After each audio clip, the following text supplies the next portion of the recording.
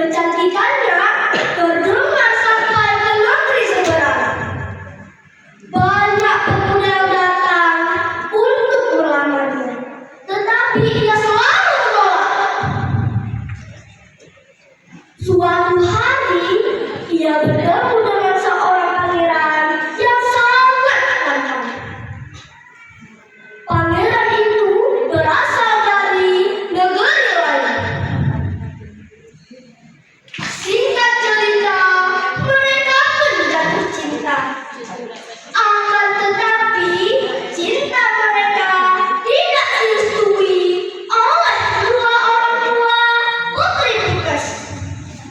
Sang putri pun memohon kepada orang tuanya. Ayah, ibu, izinkanlah aku menikah dan tinggal bersama pangeran yang aku cintai. Lalu ibu berkata, tidak anakku, sang pangeran terlalu jauh tempat tinggalnya. Ibu pasti akan selalu rindu anakku. Ibu akan kesepian. Lalu sang ayahnya pun menyerah. Benar anakku, kamu sangat pasti wahai anakku, apalagi harus berpisah denganmu. Putri Pungkas hanya bisa terdiam. Hari demi hari, waktu pun silih berganti. Namun Putri Pungkas tidak putus asa. Dengan sabar dan dengan berbagai upaya, ia terus berusaha untuk meluluhkan hati ayah dan ibunya. Ia mencoba kembali kepada ayah dan ibunya.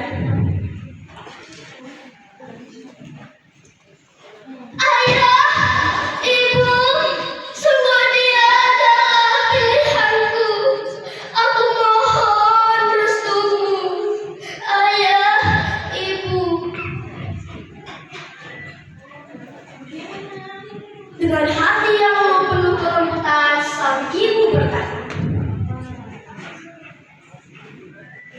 baiklah nak, jika itu maumu, ibu akan merestuimu. Lalu sang ayahnya pun berkata, benar anakku, jika itu maumu, ayah juga akan merestuimu nak. Dan tidak perlu lama, upacara pernikahan pun diadakan dengan sangat meriah, dan rajanya pun bersukacita. Hingga pada suatu ketika, tibalah saat di mana sang putri harus berpisah kepada orang tuanya, karena ia harus hijrah mengikuti suaminya. Perpisahan pun terjadi. Ayah dan ibunya hanya bisa berpisah. Sang ayah berkata, pergilah nak, dan ingat satu hal. Apa itu ayah? Tanya sang putri. Lalu pun ayah menjawab, anakku, bila tak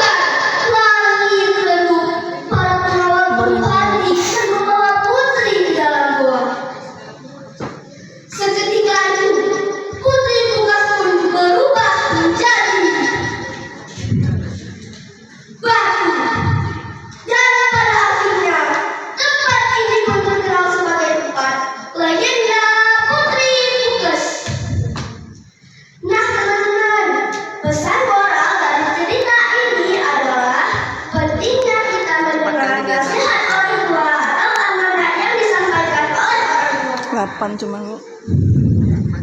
Jika ada